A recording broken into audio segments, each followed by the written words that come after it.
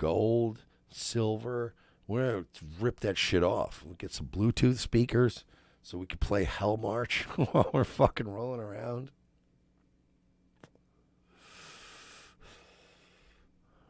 Oh, wow. Jesse. Wow. I got to play this again.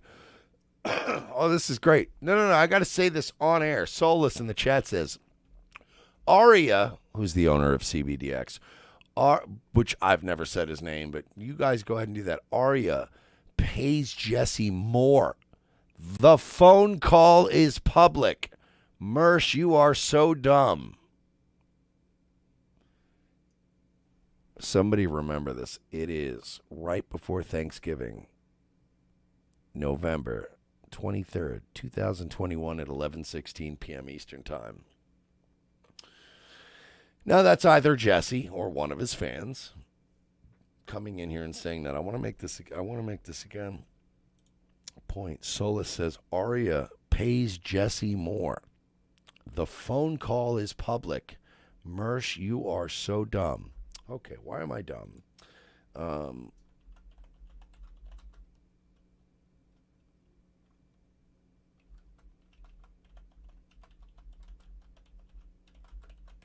Because Jesse has repeatedly bragged time and time again that he recorded and released a phone call with the owner of CBDx. Not only did he actually release a recorded phone call, but he edited the phone call, and it's very obvious. I'm glad your fans keep coming in and pointing out that Jesse released that phone call. And I'm glad that I have DMs from Jesse proving that he released that phone call because, what's that? Hey, Alexa, is Virginia a two-party or a one-party consent state? A two-party consent rule requires consent by two or all parties in the conversation. Virginia is a one-party consent jurisdiction. So, fine. You can record them all you want. That's fine. I know that's been your little trick this whole time, but the problem is, Jesse, is that you edited the phone call. And your editing skills are as good as your podcasting skills, which are as good as your trolling skills, which are as good as your podcasting and improv skills. Which is to say, they're not very good. I know you're going to lean on this. It's a one-party consent state. I could do what I want. But you edited the phone call and put it on the air with a sponsor. Also, Jesse, I should probably warn you this right now. I know that you're trying to be all clever and you're always thinking of the criminal things, except that a sponsorship entered into a contract with him, and your first show in, you recorded, and without his knowledge, the CEO manipulated his phone call and then put it on the air to try to create a narrative. It's going to be very interesting for you. It's going to be very interesting for you. Now, again, the smart play, the play I would have done, Jesse, and I'm going to try to. I'm going to give you a little lesson here on how to do this properly, because I have been basically walking through my life for 2 years, and you've put probably 50 times the amount of effort into fucking with me as I've put into fucking with you, and it's paid off for me in dividends. Because frankly, if I'd really gotten wrapped into this 2 years ago and just went Batman and Joker with you for 2 years, we would have now arrived at a point where people would have said, you know what, that Mersh and Jesse, they're both fucking clowns. But I've basically been doing this move where I hold your forehead and you just keep swinging and missing. I should probably warn you. This desperate attempt to get me with this sponsor thing and all. I know you want those Redditors to love you and everything. I know, because having a bunch of poor retards as fans is really a great business model. You should probably be very careful with how you've handled this. Well, I guess you can't now because it's all out in the open. I mean, you've bragged about it. There's already enough screen caps of you bragging about it. You've made enough. You kicked and screamed so loudly that the kicking and screaming is going to be what comes back to bite you. I wouldn't be surprised if you have some difficulties in your future financially for this. Because it's not a matter of like a... This isn't even like a legal issue. This is like a money issue. You're going to have some problems. And I happen to know that there's some people that you fucked over on the quest to fight. See, this is the thing about you, Jesse, and I want to give you this advice. You're on this quest to fuck me so bad. Like, you were on this quest to fuck Dick Masterson so badly that you fucked me and Royce. And then that made us the new antagonist, and you've moved on from Dick finally, as a good woman should eventually realize he doesn't like you that much. And then you started making me your target. And you've been fucking with me for 2 years. And I've been doing the same thing Dick does, which is just hold your forehead and let you swing and swing and swing. Now you've pissed off somebody who's annoyed at you and frankly doesn't like dishonest people. I'm going to say this about CBDx. The owner of CBDx likes me and likes Royce for one reason. Because we're just real with it. If we're feeling it, we'll tell you. If we're not feeling it, we'll tell you. If you tell us something in confidence, it stays in confidence. We work like normal humans. And sort of in the beginning of the show, when I talked about swatting and all this other shit that's becoming a regular occurrence and all these other people, there's a lot of, let's just say there's a lot of creators. I'm not going to name names, but I've been talking to some people around, and there's a lot of people. This has, by the way, has nothing to do with PodAwful, so I don't want it to imply that, because I don't want to be like, no, he was saying this about me. But there are other creators out there that we've found out through our sources that are buying followers, that are inflating numbers, that are committing fraud, basically, to get sponsors. And one of the reasons the sponsors all have started to warm up to us is because a lot of sponsors are starting to learn about the big old YouTube shows that get all these crazy numbers and likes, but they're starting to figure out, oh, wait, YouTube does have an algorithm, and they are favorable to some people and unfavorable to others. Well, look at these guys. They're unfavorable, and they still put up decent numbers.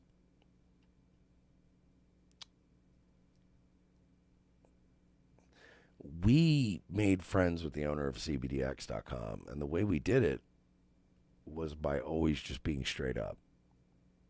Even when exposing our flaws in a conversation, we were just always very like, yeah, this is like whatever, it is what it is. Whereas everybody else has been, and again, what I'm saying, Jesse, is that the owner of CBDx.com has more than enough money to make her, to make things annoying for you after you trying to break the law and record him and edit his things and try to present him as something he's not. He's not fucking happy. And the thing is, like, this PodAwful versus me thing has really started to show. It's sort of really been like a great moral tale of how, and honestly, this was a concept maybe up until all this bullshit's happened with PodAwful and all these people, but a moral lesson that I've learned, which is that you can get ahead by just being real with people. By just being real and honest. And by not taking every piece of bait that's thrown your way. And by not, like, it's kind of funny how it took me almost goddamn near dangerously close to 40 to learn a life lesson that yeah, you can just be the better man. And over time, with a big enough audience, people will observe two people and say, this guy's the bigger man. Brando goes, but does this pot awful guy even have any assets? Brando, um, let's say that if anything were to transpire, I'm not saying it will, Jesse. I'm just saying keep pissing off, you keep pissing in the wind. You keep like you see everyone as a means to an end. And that's starting to come out now. And the CBDx thing has been one of the greatest things. Now, whether he drags you through court or not, and I hope he does, and I've been in his ear, telling him you should probably do that.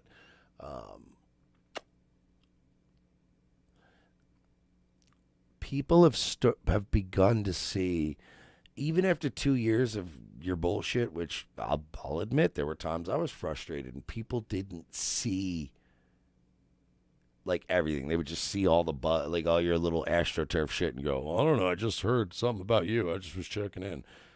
But it's now getting to the point where everyone that's been following this for 2 years is now seeing how desperate you get. And they're starting to see how desperate I don't get.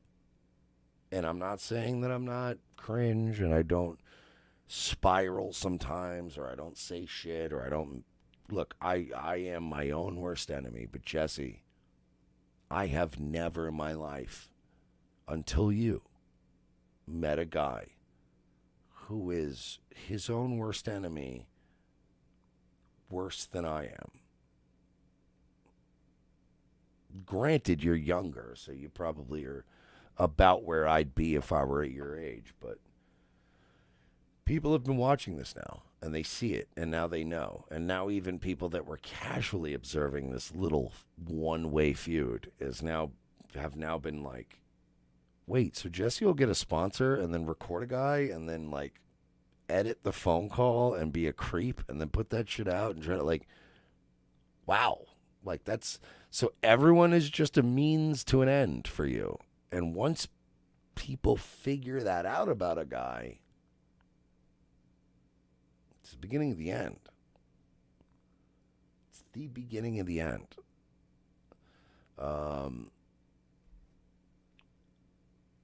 Dude, I don't know what you're doing. I don't know what your long game is. I don't know if you're just like, maybe you're just waiting for your parents to die out and you and your sister could fight over that shitty house in Virginia. I don't know. I don't know what the end game is, but I think that you're pathological.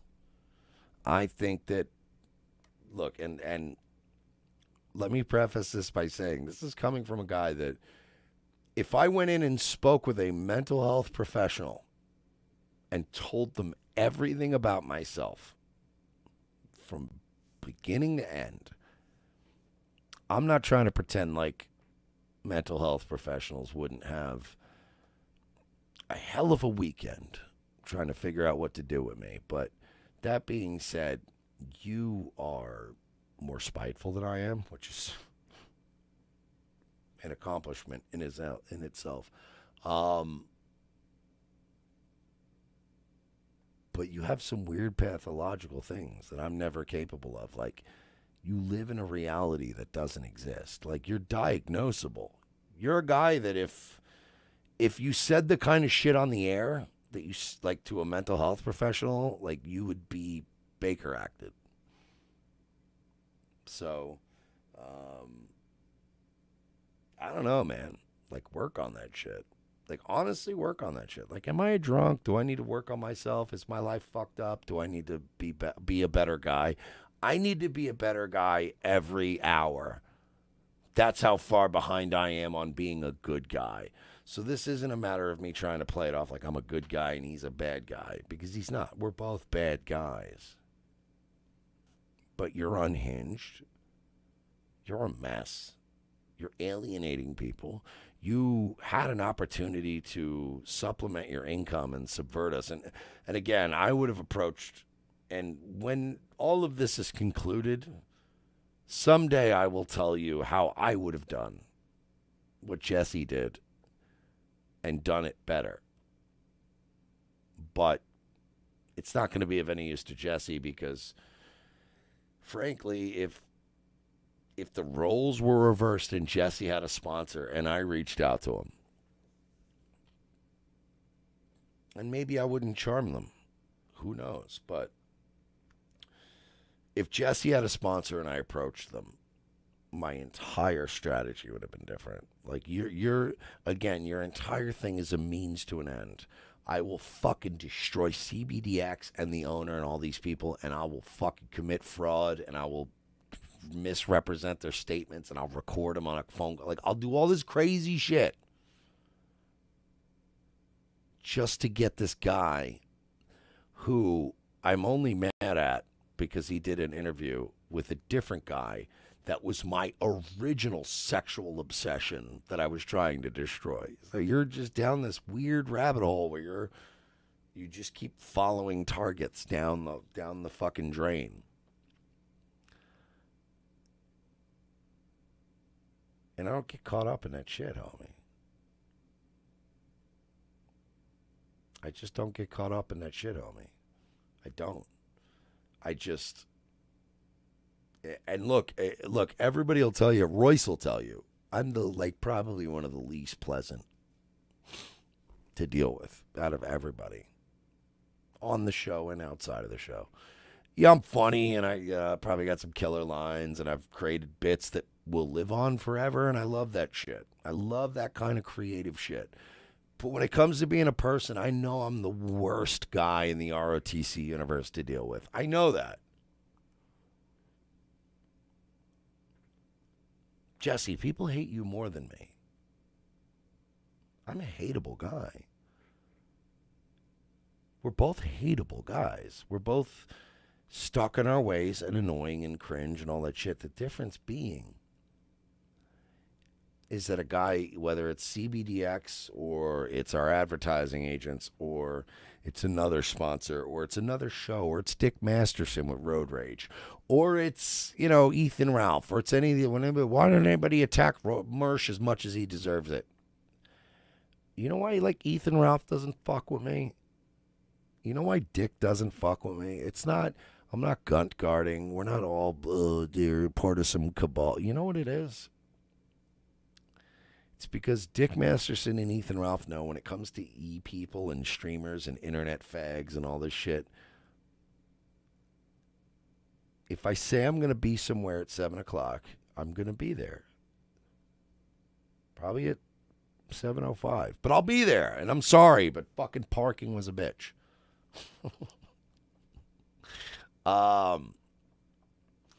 If I tell you you're getting this many live reads for this much money, you're going to get every goddamn one of them and probably some bonus mentions. And if I'm having an initial meeting with people, and I go into all my shit, like maybe I should change that. Maybe I should record everything I do like a little creep like Jesse. But like Jesse's a guy that is established that he's not going to have a conversation with anybody. This guy doesn't talk to his veterinarian unless he's got a record button on Discord going, because everything has to be archived. I might get you making a mistake. And if I can get you making a mistake, I can milk it for content. Jesse, the reason I'll always beat you, the reason I will keep beating you and beating you and beating you until you finally have enough decency, till you finally are man enough to finally put an end to your final chapter yourself. It's because as unpleasant as I am, sir, people can still trust me. If I say I'm doing something or I'm not doing something, you know I'm either doing it or not. It took me a long time to realize, but as cliche and as simplistic and as annoying as it is to hear people say a man is only as good as his word, I'm an asshole and I'm not a likable guy and I'm a drunk and I'm mean to people and I do a lot of shit, but you know what? I am as good as my word. And my word has over time carried weight. My word only carries weight See, when it comes to your, like, when you say, I'll be there, when people say my word carries weight, that weight increases every single time you say you're going to do something and you fucking do it. Or every single time you say, I would never do something like that, and you don't do it. When you start recording potential sponsors secretly to get back at a guy, like you think so short term. You think in these terms of like, I'm gonna get this guy I hate because he's fat and my show is better and I should have all these fans. So I'm gonna secretly record this super rich guy who owns a pretty solid company with a lot of fucking potential, like upward potential, who's been nothing but a fucking good guy to everybody. That's the other thing. CBDx owner Aria, since they doxed his name, Aria is like, this is what I said on another show recently about CBDx.com. By the way, do I have any gummies left? Let's eat these gummies. I've only got, hey, CBDx, if you're watching. I just ate 2 because they were stocked together. I got 2 left. Hey, CBDx, if you're watching, I need more gummies. I need like 2 jars. I'll put it in myself. They gave me a promo code. I get free shit now. Womp womp. And I need one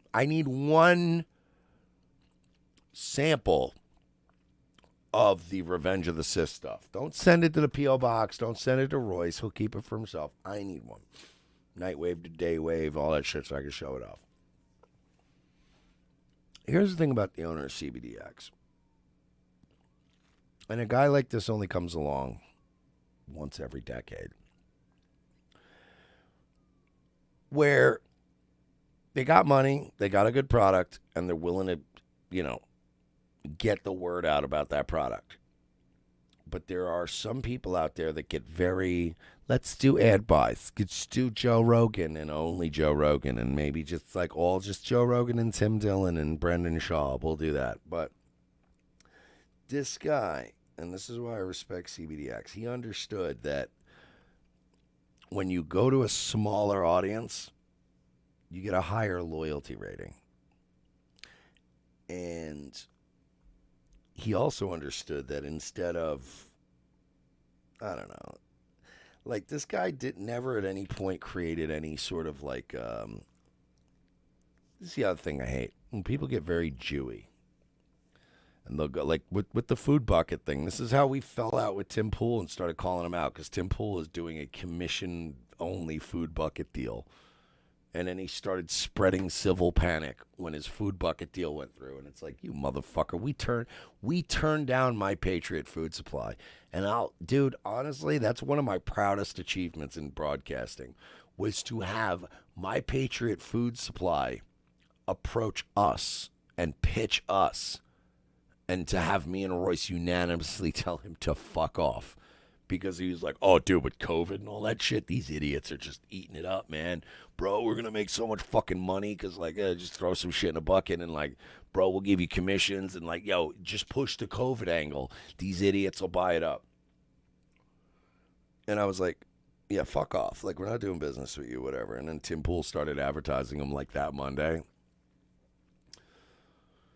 Here's why I like CBDx, and I mean this with these guys. It's not just a promotion for them at this point, but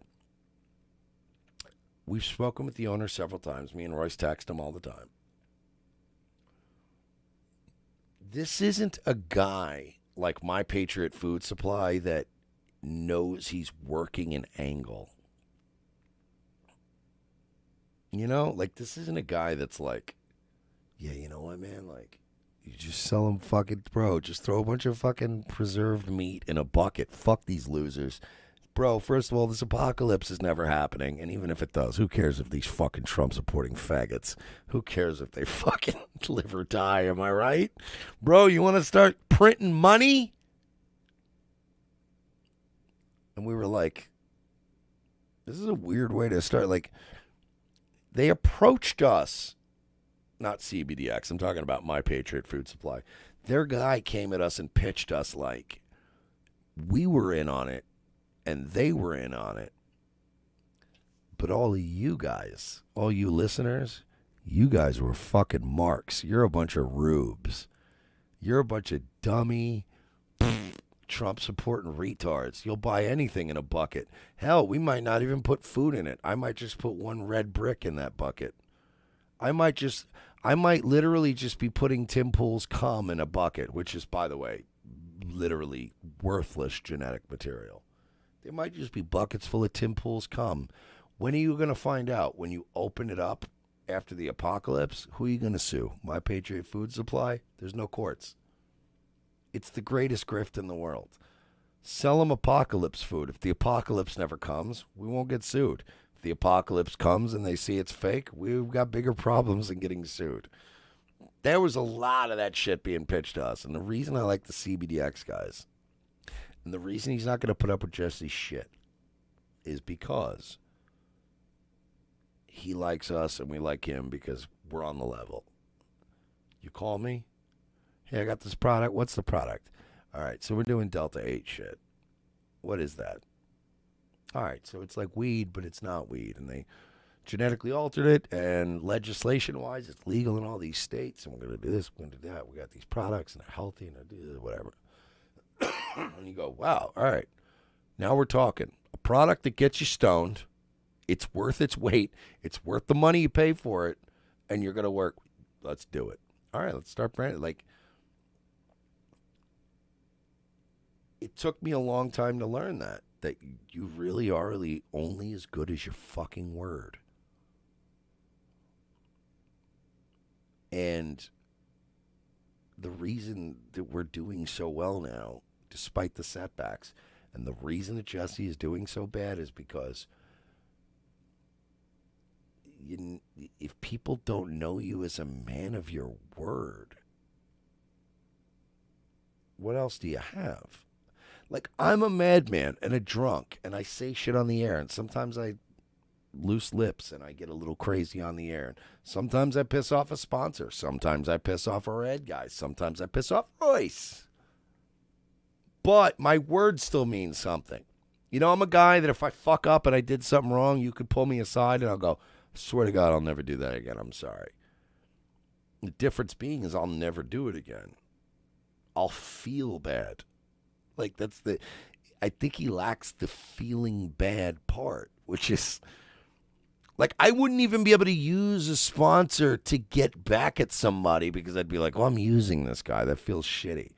But he even did that wrong. He wanted to embarrass me, and then also was like, I'll embarrass CBDx too. And it's like, no, the good play, Jesse, the smart play. I'll give you some free advice from a worldly gentleman who's a little older than you.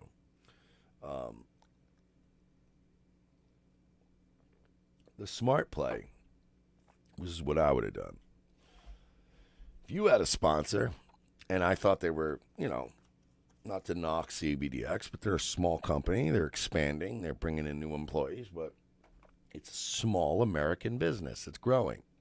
If I saw that instead of like a Blue Chew or On It, like one of these brands that's like got a marketing, like you see a small crack and you go, oh, that's something I could get into. Jesse, the smart play would have been,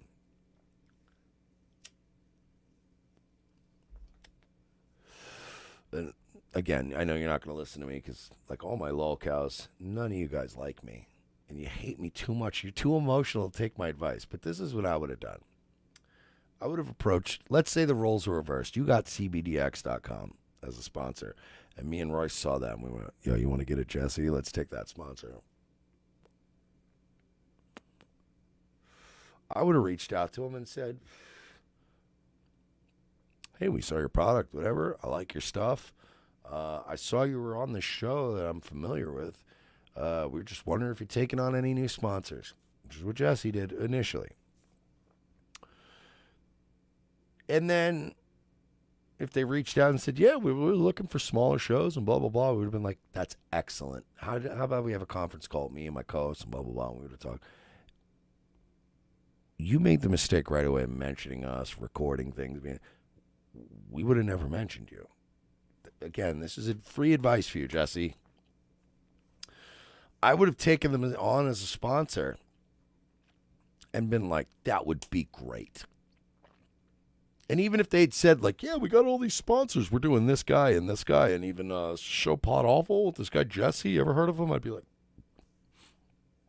never heard of him. It's fine, whatever. But, yeah, we would be interested in promoting your product, whatever. And then you know what we would have done? Which is the thing that you're incapable of doing, which is why you've been trolling people your entire life. We would have outperformed you. That's all. Outperformed you, not just in numbers, not just in sales, but in follow-up, in texting and calling and emailing back and going, is everything all right? Is there anything we can do to make this campaign better? Please don't hesitate to let us know. We are here at your pleasure.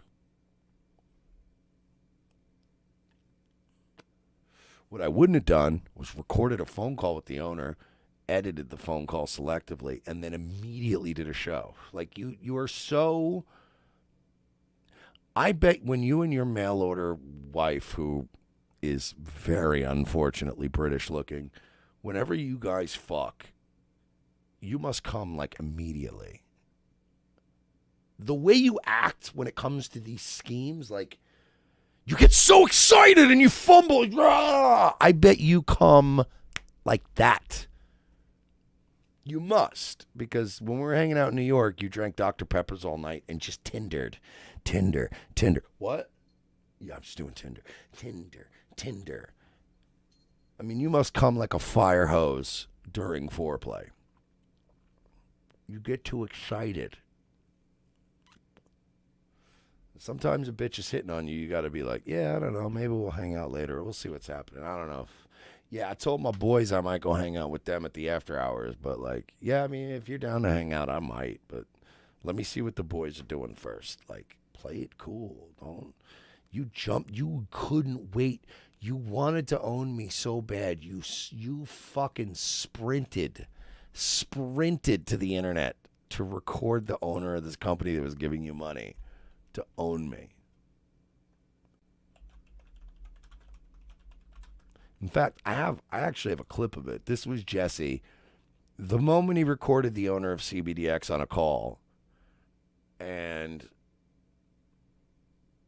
started editing it and started his little gay paywall show, the moment he fucking ended that phone call and clicked stop recording, this was the sound.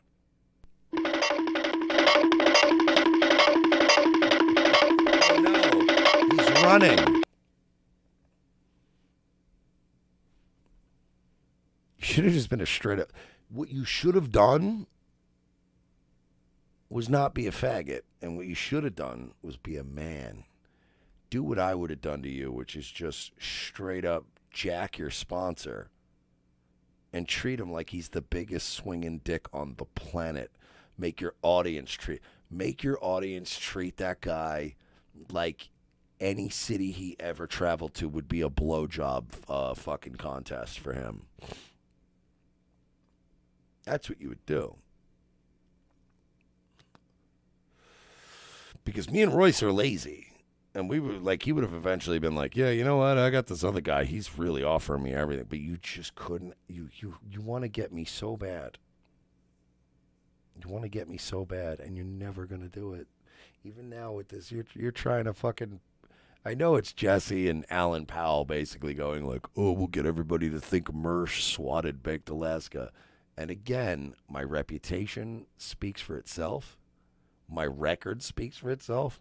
My search history and phone history and everything else speaks for itself. You know what I mean? Like, it's just, you've already been caught lying so many goddamned times that you're the boy who cried wolf now. You tried to trick Medicare, that failed. All these other people tried and failed. And it's just gay. Daniel says Porcelain is saying that now too. Porcelain has become a joke. He, again, another one that I tried to say, look, man, I know you want to get me. You're going to make yourself into a fucking punchline in this process. You can watch other people rise and fall, and you're still going to jump into the battle. Daniel says, I think Warski said you did it too. Well, if he did, he did. I don't know. I didn't hear it. I believe Porcelain did because I know Porcelain did. If Warski's saying shit like that, that's kind of disappointing. Because I know Warski's been trying to milk this, like, Warski's been trying to jump in on this beef with me and attacking me, and it's like another guy that I'm not going to attack Warski. What do I want to do to Warski? Let him keep swinging and swinging and swinging and fucking missing. Because that's what they've been doing. And you know what, boys? There was a time when you started this shit 2 years ago where you guys could have really fucking probably nailed me on some shit. You know? I still smoke weed and all that shit, whatever. You could have got me. Now I have Delta 8 products in my house. Everything in my house is legal. It's retarded. It's ridiculous. I'm clean.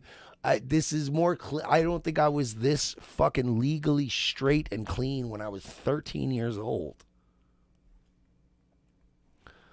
Warski basically disowned you. Warski fell off hard.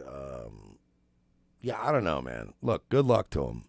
If that's the angle he wants to take, that's fine. But, you know, and again, and I've never knocked Warski except to say one thing. He went from being the king of the internet to being Ethan Ralph's fourth mic.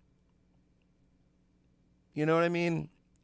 So, it is what it is, you know. Warski's fine. Warski was cool with me when I was fucking giving him Adderalls in Orlando. Fucking 2 years ago when he was visiting. He was cool with me then. When his fucking, when his hand, like, failure was like, please don't give him any drugs, bro. And I was like, no, of course not. And I was like, you want some Adderall?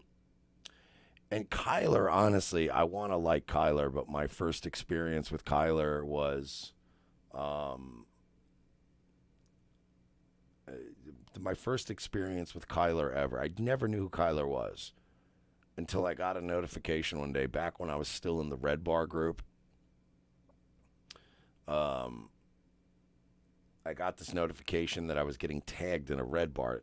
And every time I used to click this, I'd be like, oh, here we go. Red Bar people hate my guts again. Let's do this. One of the only times that there was ever a positive reaction to a post regarding me in a Red Bar group was when Kyler stole a joke of mine verbatim and ran to the Red Bar group to go, hey guys, because he knew he was fucking with Ethan Klein at the time. He wrote, hey guys, Teddy Fresh is to the Teddy Fresh is to pedophiles what Hugo Boss was to the Nazis. Am I right? Am I right? Except he didn't realize that most of Red Bar hate follows me. So, dude, there were fans of Red Bar that hate my guts that were in that thread tagging me going, that's Mike Shealy's line. That's at Mike Shealy's line. Oh, yeah, at Mike Shealy posted that. I'm fucking. And then literally even Mike David posted in the comments and went, yeah, that's a Mersh line. Mersh said that once.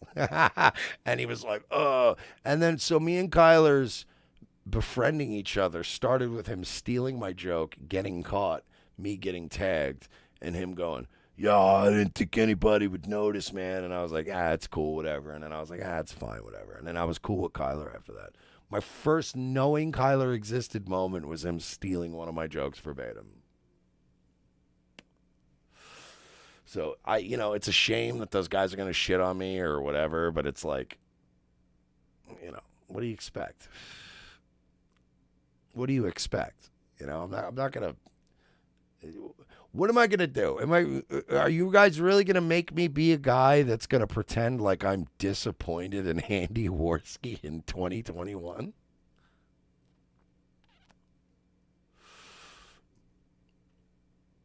I mean, come on. Like, am I going to be the only person in 2021 that goes, I'm really disappointed in Andy Warski. You'd be like, how? How are you disappointed? I don't have to trust Andy Warski and Kyler because I can trust Andy Warski and Kyler to be Andy Warski and Kyler. I mean, when Geek Thulu was going, I'm going to warn you, man, Andy's going to turn on you someday. And everybody thought that I was going to defend Andy and fight Geek Thulu. And my basic response was, I don't give a shit about any of you people. I don't care. What you're thinking that I'm one of these guys that does a stream for 10 people that thinks that like I'm going to be excited because I'm getting attention on the internet. Jim mentioned me, and I didn't even watch the videos until Monday when I had to do a show prep. Like, dude, you got to watch it. I watched some of the stream on the weekend, but I was out to dinner, and I'm like, I'll watch this and laugh. But, dude, by the way, most of you little cum socks that are swinging from my nuts, you would slit your mother's throat to have Medicare mention you on a stream. To have Medicare mention you on 2 streams, you'd probably fucking Grant Amato your whole family. I did it effortlessly by simply calling out his fake cancer for what it was, which is fake, because he's a fake person with fake cancer, and you're still buying his stupid hats. God bless you. But I mean, it got like 40 minutes of coverage on a show of mine one time. If Medicare mentioned some of these other streamers, they would have done fucking months worth of shows about it. I mean, fuck, Andy, Kyler, you guys, like, Jim doesn't even mention you anymore.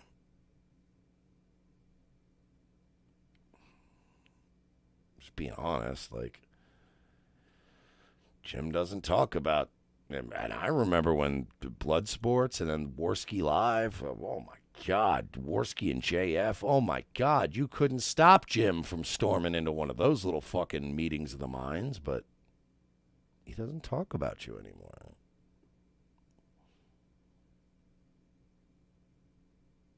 It's gotta hurt. It's gonna suck.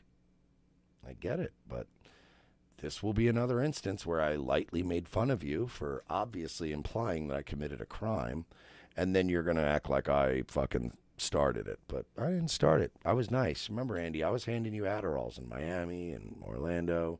I was sharing my drugs with you. We were partying. Now you want to be a little bitch about it. Like, that's pretty fucked up, homie. Pretty fucked up. Pretty fucked up, homie.